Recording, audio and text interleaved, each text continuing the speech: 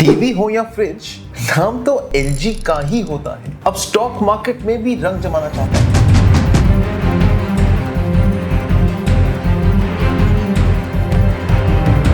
पहले आपके घर में था, अब डीमैट में भी आना चाहता है। अप्लायंसेस वाला राजा लिस्टिंग पे छाएगा या नहीं, ये तो टाइम बताएगा। Life's good is not just a tagline anymore, maybe even for your portfolio soon. Because LG Electronics is bringing a piece of its empire to the public. Yes, you heard it right.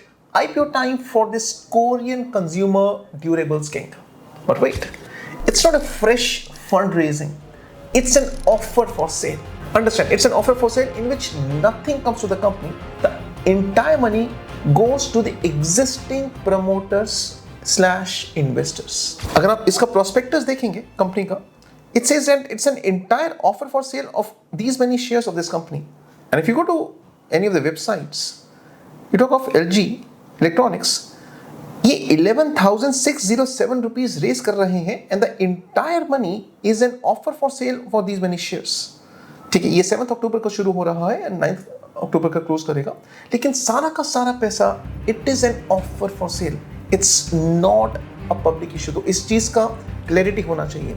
यहाँ पर आप इसलिए मत पैसे लगाइएगा कि मैं company में को पैसा दे रहा हूँ और उसकी ग्रोथ का हिस्सेदार बनूंगा। इसमें जो भी पैसा रेज कर रही है 11,000 करोड़ के आसपास, सारा का सारा पैसा will go to the existing promoters, nothing comes to the company. ठीक है, and if you look in the financials of this company here, जो स्क्रीनर से डेटा मिला था मेरे पास, अब इसको अगर सही से एनालाइज करें, if you look into the financials of this company for the last 5 years, आपका सेल्स ग्रो कर रहा है at an annualised return of 8%। आपका ऑपरेटिंग प्रॉफिट्स ग्रो नहीं कर रहा है, it's fallen down by almost 3%। Right, 2469 crore का ऑपरेटिंग प्रॉफिट था 2024 में, 2200 करोड़ के आसपास है। ऑपरेटिंग प्रॉफिट मार्जिन्स भी कम हुए हैं, it's fallen down to almost 10% के आसपास, and the net profits have also fallen down. See, there is no growth over here. It's a negative growth for the company, right?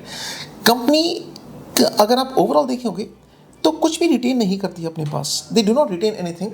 जो भी earn करती है India से, वो सारा का सारा पैसा वो डिविडेंड्स में पे करती है, बिकॉज जो उसका पेरेंट कंपनी है कोरियन का, वहाँ पर पैसा जाता है, राइट? तो इन फाइनेंशियल्स को भी मद्देनजर रखिएगा जब अगर आप इसमें सोचते हैं इन्वेस्ट करने का। तो in terms of the positivity, it's an iconic global brand.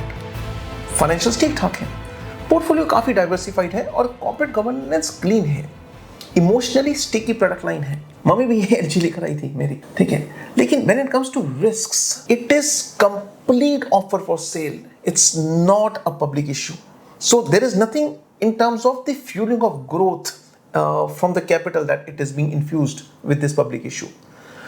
अगर ग्लोबल स्लोडाउन हुआ और जिस तरह का जियोपॉलिटिकल सिचुएशन चल रहे हैं, तो it could definitely impact the discretionary spends and of course competition from the local markets and Chinese brands is rising for LG.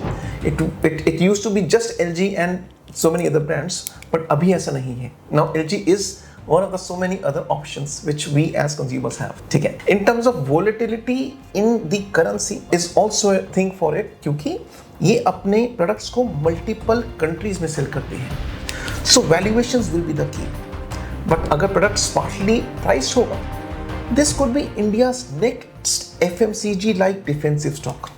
देखो, ये अपना मोस्ट ऑफ द पैसा डिविडेंड में डिस्ट्रीब्यूट करती है, तो डिविडेंड के पर्सपेक्टिव से शायद ठीक ठाक रिटर्न्स होंगी, लेकिन अगर क्या ये अपने पैसे को रिटेन करेगी और उससे ग्रो करेगी, मे बी नॉट, वो वाला ऐसा नहीं है option.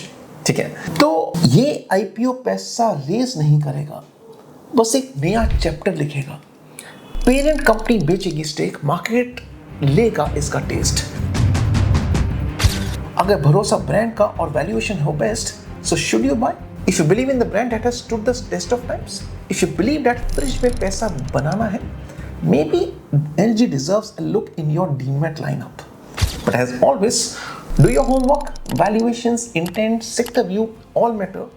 This is not an ad, this is a perspective, because life is good but better with due diligence. So like, share and subscribe. Until next time, this is Himanshu Jain from the Wall Street School, decoding the Wall Street stock, one stock at a time.